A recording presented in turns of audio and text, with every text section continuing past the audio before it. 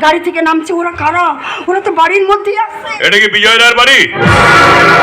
আগে হ্যাঁ আপনি? আগে আমি জয়ন্ত পাল। লোকে বলে লালু চুপ কর, আমাকে কথা বলতে দে।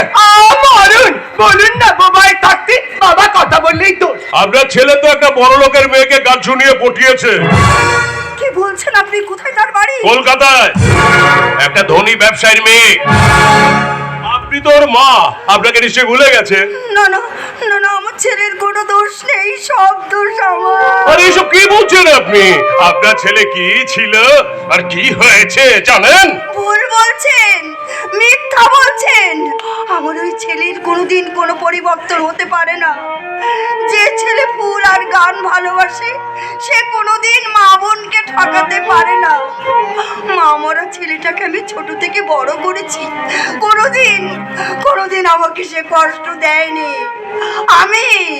আমি বরং বিজয়কে কোনোদিন সন্তানের স্নেহ দিইনি, কারণে অকারণে ওকে আমি মেরেছি। তাই হয়তো বড় লোকের মেয়েকে বিয়ে করে ঘর জামাই থেকে আপনার সেই অত্যাচারের বদলা নিতে চাইছে। আপনার ছেলে বিজয় তো এখন বড় লোকের জামাই হওয়ার স্বপ্ন দেখছে। দেখুক ওর অনেক ভালো হোক, উন্নতি হোক। জীবনে অনেক কষ্ট অপমান ও সহ্য করেছে, এবার ঈশ্বর ওকে সুখ শান্তি ভরা জীবন দিক। কিন্তু আপনি কি জানেন ওর বোনকে পর্যন্ত পাত্তা দেয় না? যে বোন কলকাতায় দাদাকে খুঁজতে গিয়ে গুন্ডাদের হাতে পড়েছিল। কি বলছেন আপনি? আমার মেয়ে মিনতি তো? হ্যাঁ মিনতি। বলুন আমার মেয়ে মিনতি এখন কোথায়? আরে বাবা, আপনার মেয়ে মিনতিকে আমি গুন্ডাদের হাত থেকে উদ্ধার করে আমার কাছে রেখেছিলাম। কিন্তু এখন সে কিন্তু আপনার ছেলে আমাকে মারধর করে মিনতিকে আমার কাছ থেকে নিয়ে চলে গেছে। মিনতি এখন নোংরা হয়ে গেছে।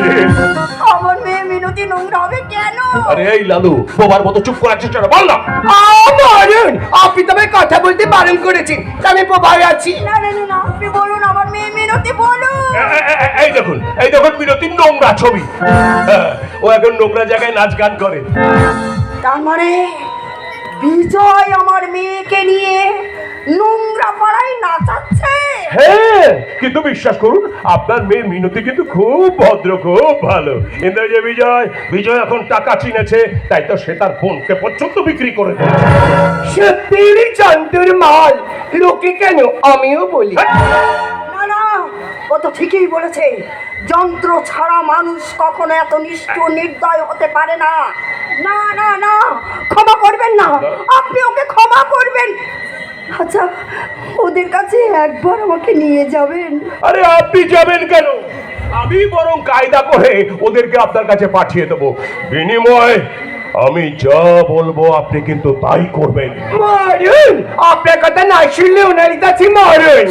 শুনবো, আমি সব কথা শুনবো। আচ্ছা আমার মেয়ে না হয় গুন্ডাদের তাড়া খেয়ে আপনার হাতে পড়ে বাঁচলো, আপনি বিজয়কে চিনলেন কি করে? আরে বিজয়কে চিনবো না? বিজয় এখন গান শুনিয়ে কলকাতা মাতাচ্ছে, তাকে চিনবো না? কিন্তু একদিন যার ফুলের মতো মন ছিল, গান ছিল যার জীবন। আরে ও তো কলকাতায় নোংরা মেয়ের পাল্লায় পরে পাল্টি খেয়ে গেছে। আচ্ছা আপনি আমার বাড়ি চিনে এলেন কি করে? যা বাবা, বিজয় যখনও নোংরা মেয়ের পাল্লায় পড়েনি তখন থেকেই তো ওর সঙ্গে আমার আলাপ। এই তো সেদিনে আমাদের পাড়ায় ফাংশন ছিল, ওখানে গিয়েছিল। আর ওই বিজয়ের সঙ্গে কত কথা বল। সেদিনই ওকে ওর এই বাড়ির ঠিকানাটা ওর কাছ থেকে আমি পেয়েছি। সত্যি সেই বিজয় এখন আমাকে পাত্তাই দেয় না। একদিন আমি যাকে কত হেল্প করেছি। জানেন তো কিছু মানুষ আছে হাওয়াই চটির মতো হয়, সঙ্গও দেয়, পায়ে পড়ে থাকে, আবার পিছন থেকে কাদাও ছেটায়। আপনি হলেন সেই পায়ের চপ্পল। গ্রামের মানুষকে বাঁদর ভেবেছেন, মাকে সন্তান চেনাচ্ছেন, ওষুধের পরিবর্তে বিষ ঢেলে মা ছেলের সম্পর্ককে নষ্ট করতে চাইছেন।